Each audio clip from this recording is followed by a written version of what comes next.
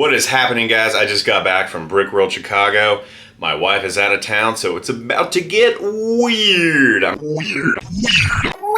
actually a day behind on when I was hoping to make this video because yesterday I spent the entire day smoking a brisket. Stay tuned to the end of this vlog to see my brisket making content. I know that's why you're here. So here's the plan for today. Emily's out of town for another day, so my goal is I want to get this room looking good again so I can start making beautiful content for you beautiful people. I need to move this table over there. I still have 2 shelves to build that I've been procrastinating. Have a lot of other desk work I need to do. And then I'm gonna do a haul for you guys from everything we got from Brick World. And I guess I gotta fix my LED strip. I also have a new table. I was having issues with this white table just being too white to the background. So I was able to find a new table at Home Depot that I hope is able to accommodate the light settings on my camera a little bit better. So I'll be building that as well. Stay tuned. Woo! Here's the new table I got in the mail while I was gone. I'm very anxious about it because I just really hope it matches the vibe, you know?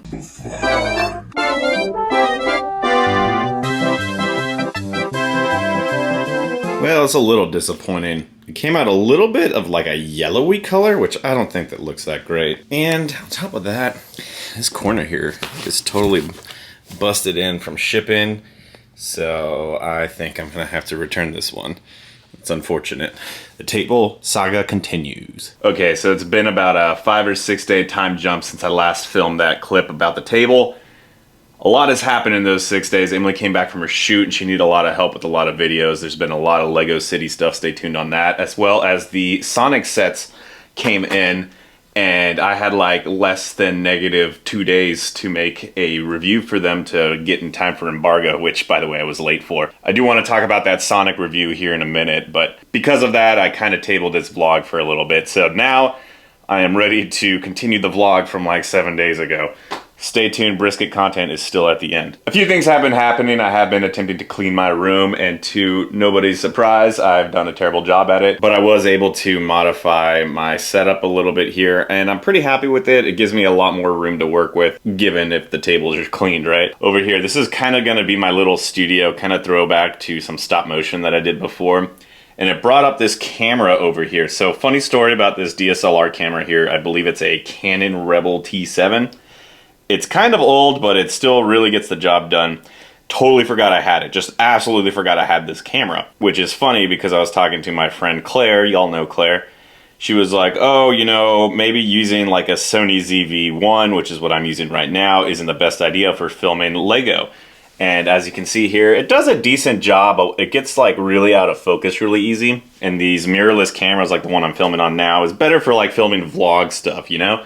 Filming people. Not so much for filming like products versus a DSLR like this one where I can get really good picture. In fact, I'll even show you here on Final Cut Pro, one of the videos I'm working for an anti-stud. It's a Minecraft one, but you can see the picture on it. It just looks so much better. Look at that. It almost looks like a real professional did that. I'm pretty proud of it. Doesn't that look nice? Yeah. It's great because I am feeling really inspired to continue making this like kind of more produced content, but I also get to keep making this vlog behind the scenes content. That actually reminds me, I got to hang out with Tyler from TD Bricks, you know, the guy from YouTube, and he gave me a lot of cool advice, you know, regarding some of this production level stuff that I'm trying to apply to my new videos. So it was awesome, man. Tyler, you rock. Something else that happened is I had to upgrade my computer. Now, it's kind of ridiculous because both Emily and I have like a gaming PC and we both have like Mac Pros, and now I have a Mac Studio. I was working off of Emily's old Mac Mini from 2018. That was back when Mac was still using Intel chips. I believe it's actually one of the last computers to have the Intel chips. And I had to upgrade all the way down to this Mac Studio. This is an M2 Max chip, I believe. It's a pretty good model. It was pretty expensive, so make sure to like the video. It'll really help me out. I was actually having a pretty hard time editing videos off of this 2018 Mac Mini, which kind of goes into the Sonic set reviews. So the Sonic set review, if you guys haven't seen it, I did put out a review of the entire wave of Sonic that Lego and Lance sent us early for review, and I gotta tell you, I'm not the proudest of it. Now, the reason I say I'm not like the proudest of it is because when I was making that video, I thought I was doing a pretty good job. You know, I was being my normal raw self and filming it, and I like having like the multiple camera angles, and then like I sync it all at the end so I can like jump between. But I don't know, something about it made it feel rushed, and I didn't really notice it until editing. And you know, at that point I've already filmed it all, and I was running late on the review, and I was like, I think I can save it. I worked a lot on, you know, picture quality and stuff like that, but overall, I really want to try to improve the quality of my content, especially since I want to be doing this full time, right? And that kind of goes into the whole thing with the using the DSLR camera versus using this kind of mirrorless vlogging camera. It's just not good for reviews. I think that's kind of what I'm learning here. And I'm still learning how to use cameras and stuff, but I remember seeing a few shots in my review where I'm like, how come I can see my light? Like, this light box here, I remember there was like one shot where you could just see the light box here, and if you don't know, that really messes up your picture, messes up your ISO and your white balance. So I'm still learning. Thanks for sticking with me, guys, but it's been kind of an interesting journey. So this is actually another reason why I've been a little bit busy these last few days. When Emily came back, she said she really needed help with the Lego City, and who am I to not help build a Lego City, right? We've been working pretty hard on this park area. Stay tuned on Emma's source. She'll be putting out a city update more in depth of what we've been working on, but I'm very proud of everything we've been working on so far. One of which is combining 2 of the botanical sets to have a nice little botanical garden. This actually, looking at this, it almost reminds me of like the Texas State Capitol or even the Washington State Capitol, right? With a big lump there in the middle. Emily did a really good job with like combining the 2 sets, and she just kind of had me come in and refine it a little bit there on the back. And then I built this little Zen garden here that I'm very proud of. I essentially took a lot of the little flower and plant pieces that would normally come in the other set, and I just kind of put them out here. And I made this cool little waterfall feature. There's some little cute fishies in there that I'm pretty proud of, but Emily says they look like dead fish. I also did a lot of work here on this wall build that I'm pretty excited about. It matches really well with the wall down here, so now the city kind of looks like pretty cohesive, right? The idea is this is like kind of the park, you know, a botanical museum, and I think right here is where I'm gonna have a little sports center, so I'm gonna use one of the new friend sets to build like a little tennis court that I'm pretty excited about. These 2 cities look totally disconnected, so we are gonna have to figure out a way to combine this park with downtown. And then the last thing I'm hoping to get done by the end of June is to make some sort of like town hall. What I really don't want to do is just put a bunch of Friends and Lego City sets here. I really want to make like a really cool, hyper-realistic city up there. If you guys have any advice on something to make for that, I want to kind of start from scratch and make my own buildings. I don't want to make like a super gridded system. I just want something where I could put like the town square here where everyone could hang out, and you know, like a restaurant, like a bar, all that kind of stuff. Just like fun stuff that Emily and I like to do. I want to like put into our uptown Ladyburg area. And then my biggest mission I'm trying to accomplish is I really want to make a monorail system that can start from like right here, and it'll go all the way down, all the way to downtown and back up. And the trick is I really am interested in making like an overhang monorail system. I can't remember his name, J.K. Bricks, TJ Bricks, I don't know. One of those really good Mindstorms YouTubers come up with a really good model for an overhang monorail system that I think would look gorgeous here. So we'll be trying to check that out. Also, the ocean part of the Lego City is in dire straits. We still need to finish off the plates here. There's no water here, really. We haven't tiled it off. And we made it about 80% done with this hill, and then we just gave up right here. So that's kind of our thing, is we get about 80% of the way done with things and we don't finish. Case in point, this waterfall. Some other neat things is at Brick World, we found like a bag of these little baby alligators. I actually like these alligators better than the bigger ones, just because they honestly feel more to scale. There's a couple alligators over here by the otters, so you know the otters are gonna have a terrible time. But enough about the Lego City. Be sure to check out more in the city updates on Emma's source. I'll try to link those down below when they come out. Let's go back to my room. Ladybird has been doing a really good job of keeping guard of these roller coaster sets. Really proud of you, Ladybird. We still really need to figure out what we're doing with this room. We've kind of just neglected it from our memory, huh, Bird? That's right. In the meantime, I'm gonna go ahead and start cleaning this mess up. Wish me luck. Well, I took another segue. While I was cleaning my room, I got hungry, and somehow I found myself making hamburgers. Oh my God, it's so juicy. Are you excited for burgers? Yeah. Boom, just left the cheese on. I'm gonna get the bread nice and toasty. Hey Emily, do you want any of my homemade pickled jalapenos? No. No, I don't. No. More for me. So I put a bunch of vegetables on my hamburger. Does that essentially make it a salad? I think so. Cool. My doctor will be pleased.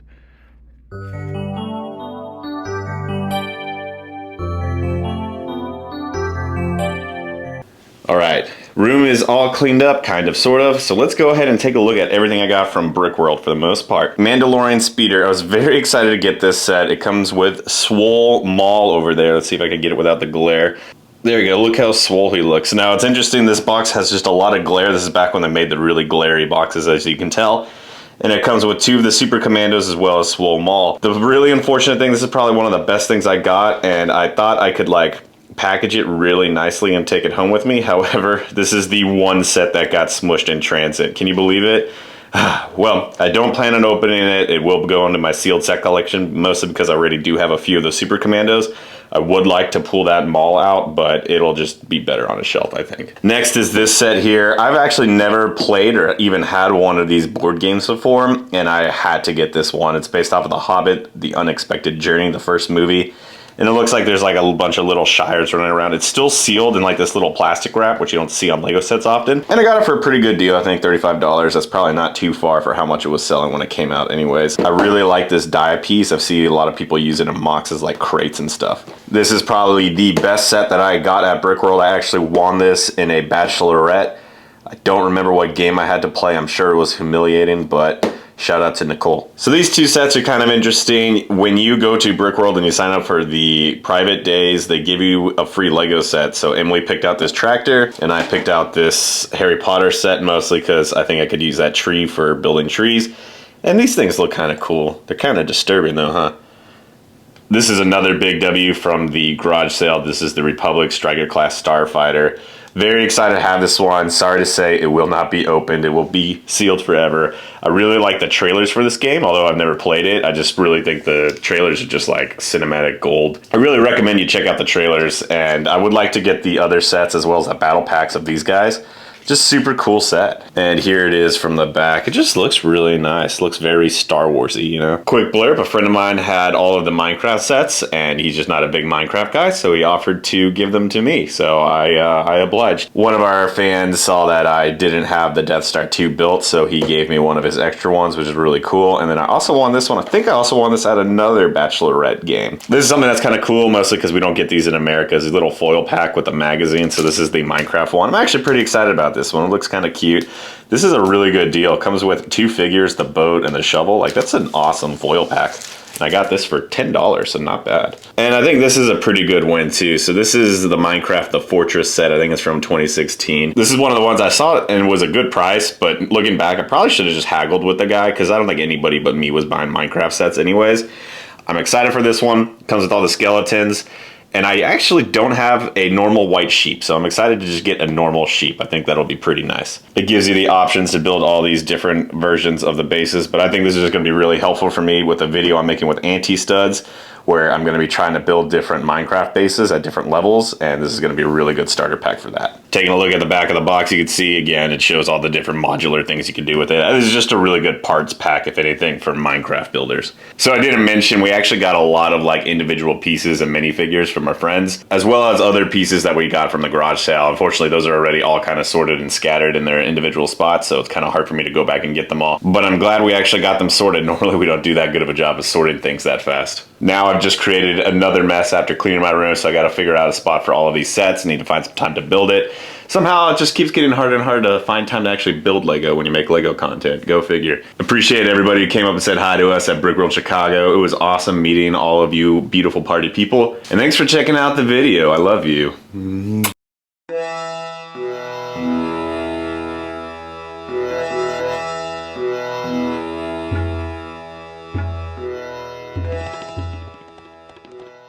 Ladybird helped me get this brisket ready to go. We're gonna put it in the fridge overnight, and then I gotta wake up at like 5 a.m. to put it on the grill. All right, we got the grill going. It is 1 in the morning. I'm gonna try to get this temperature. The idea is to set this temperature to about 250 degrees, and we're gonna have to keep it there for 16 hours. So wish me luck. All right, just took it out of the fridge. Got some wood chips soaking. Let's see how it looks. Oh, yeah. That looks ready to put on the smoker. What do you think about that, Ladybird? The intention of these wood chips is I soak them in hot water and I put it under the brisket so that way all the moisture will get up in the brisket, and that's the idea. I'm kind of just winging it. All right, the brisket is on the smoker. I am monitoring it with this thermometer.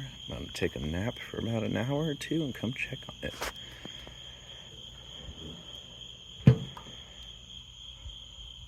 All right, it is 10:30 a.m. I've been struggling with this thing all night, really trying to keep it at 250. Really hard to do, surprisingly. And I might have slept through one of the alarms at 4 a.m. And when I woke up at 6 a.m., I came down and the temperature was like at 110 or something. So that's not good. Hopefully I'm able to save it still. Looking pretty good, though. Pretty excited. Hopefully the first stage of this will be done around noonish. Then after that, I'll take it out, wrap it in some butcher paper, and go for another few hours. All right, we're looking at about 340, getting close to 170, but I'm just going to go ahead and pull the trigger on this. I have not opened this grill since 1 a.m., so I'm really curious to see. Ready for the reveal? Oh, boy. All right.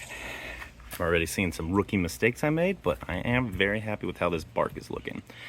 That pooling right there, I should have trimmed the fat, is essentially the end of it. But yeah, let's go ahead and get this wrapped up.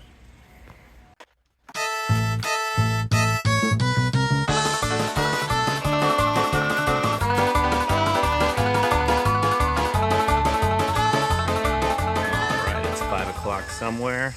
190 is what I'm aiming for. That top probe's in the fat, so I don't care too much about it. But let's go ahead, take it out. We're going to take it out. We're going to rest in the cooler for another 2 hours.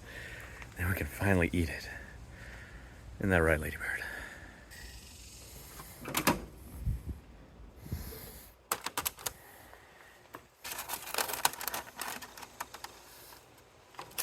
Ooh, that's tender. Sleep well, my child. All right, it's been a little over an hour. I think we're ready to open it. The dog has been super, super curious about it, but you're not getting any of this, are you, huh? No. All right, let's take a look. Oh, yeah. Ooh, it's nice and warm. It smells good, huh?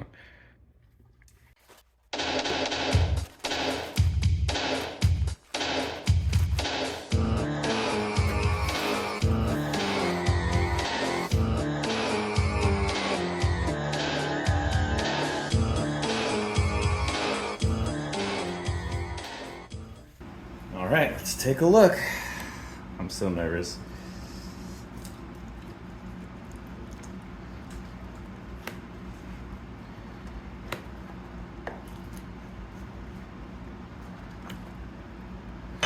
Oh my goodness. Oh my God. Look at that. All right, so you can see there, got a little too much fat right there. Again, I should have trimmed that at the beginning. But on the same thing, I think it came out a little salty, so it's kind of not a total loss.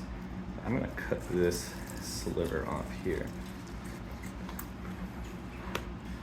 There we go, let's pick this up. Okay, let's see, it doesn't fall under its own weight. That's good. All right, does it pull apart? Maybe could be better. Could also be all the fat. I'm ready to taste it. Got a lean piece first.